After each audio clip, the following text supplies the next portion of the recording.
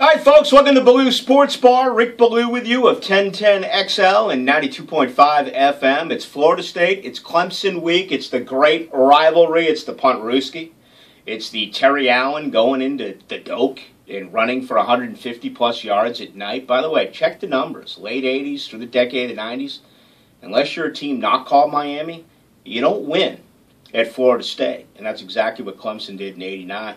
Saw Charlie Ward, that great comeback in 92. They actually benched him and went to Danny Cannell. It's a great rivalry. However, it's one that has been dominated by the Noles. They have won 10 of the last 11 at the Doak, and they've outscored them by a clip of about 4-1.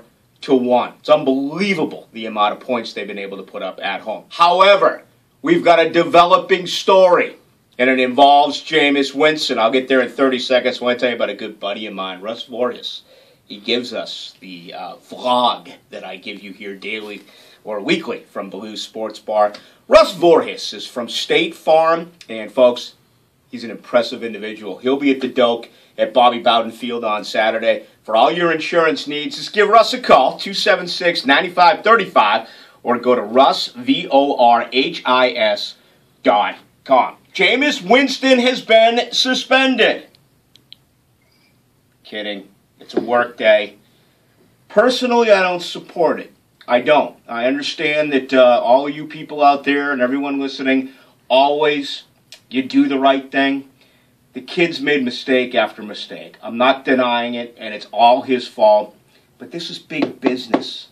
This is about getting to the Final Four. This is about bringing in millions and millions and millions of dollars so we can enhance the libraries, give out scholarships for wonderful people in their academics, and build more buildings and expand Florida State. You need the paycheck. It's business. Say what you want, but that's what it's all about for Jameis Winston. You know what? It doesn't matter what I think. He's gone through an investigation. The whole Title IX situation continues. Just a stupid move by Jameis Winston. I'm one of the few who's defending him.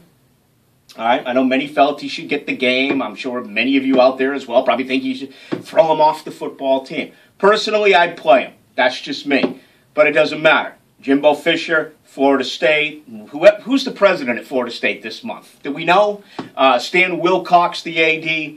They've dismissed him for the first half of this matchup.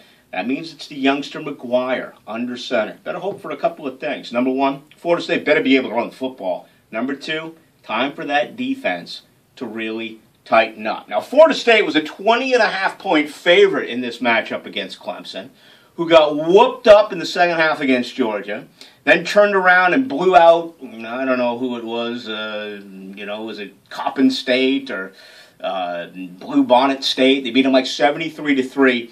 And they're scary. They've lost so many talented players to the National Football League, but this is still a very deep Clemson team. Let's begin with Florida State's defense, because that's where all the pressure is now going to be on Saturday night. You don't expect a lot out of this offense with a backup quarterback. You hope they can run the football and methodically move that football down the field. It becomes the defense now. What are they going to be able to do against Colt Stout? By the way, Stout's been there since the days of the refrigerator Perry. Seems like he's back for his 9th year. He understands Chad Morris's offense. Chad Morris is the highest paid offensive coordinator in all of college football, and he is going to try to light up FSU. Here's the deal. Front seven, where are you? It's all about responsibility. Gap integrity. Kids, ask your moms and dads what that means. Gap integrity. Run fits. Staying at home. Don't over pursuing the ball carrier. Reading your keys. If Florida State is able to do that, I like their chances against Clemson on Saturday night. Clemson has the ability to stop, run back. If you over pursue, they could take a small game and certainly turn it into a big one. I think the secondary will be fine. It's the best secondary in college football. P.J. Williams got the week off to rest a hammy. That's 14 days. He did not play against the Citadel. Ronald Darby gets a week off to rest his hammy. Tyler Hunter may have the biggest heart in Tallahassee. A lot of people don't think he should be playing. Has not played well.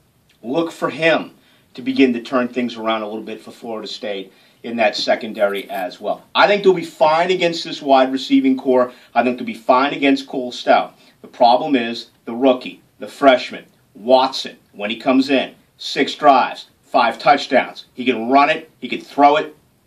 That's a problem.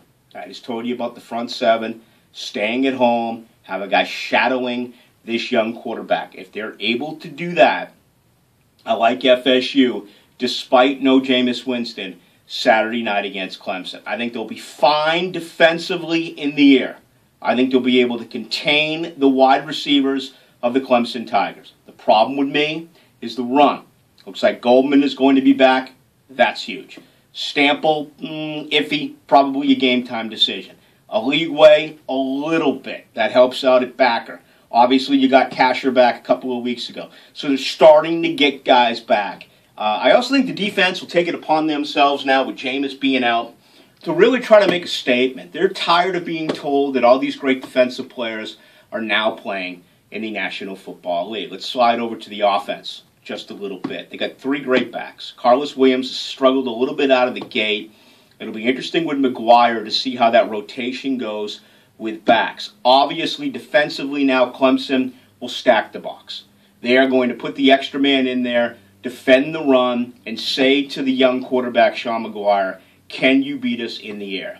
Liked what we saw against the Citadel. Finally getting Kermit involved a little bit. Finally getting Bobo Wilson involved a little bit. You would expect short stuff, not deep flyers, not stretching defenses. Take what the defense will give you. They'll isolate on Rashard Green. Who steps up? Is it any one of those young men?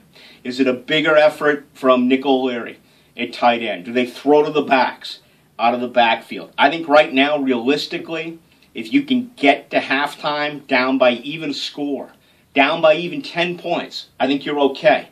Florida State has shown that they can come from behind and win a football game. And can you imagine what that environment is going to be like when Jameis Winston returns for the second half of the football game? I think the first 30 minutes is just don't let it get away. Play tough, solid, disciplined-style football. Maybe you're down a possession, possibly 2. I think the Noles are going to be all right. Obviously, game day, ESPN is there. Expect a loud atmosphere. If there was ever a time or an opportunity where they really need you as the quote-unquote 12th man, another fail by the FSU marketing department, but that's another story for another day. It's Saturday night at 8:18. They're going to need you out there to help with Jameis on the sideline. I thought this would be a blowout. Not like it was a year ago. Now with Jameis not playing, I do believe it's going to be a little bit of a struggle, but when it's all said and done, I like the Noles to roll and win their 19th in a row. Live from Ballou Sports Bar, I am the truth teller, Rick Ballou. You can reach me on Twitter at Ballou, B-A-L-L-O-U, 1010XL, and live from Ballou Sports Bar. It's brought to you each and every week, my vlog by Russ Voorhis of State Farm. His number, 276-9535. Folks, have a great week. I'll see you Saturday in God's country.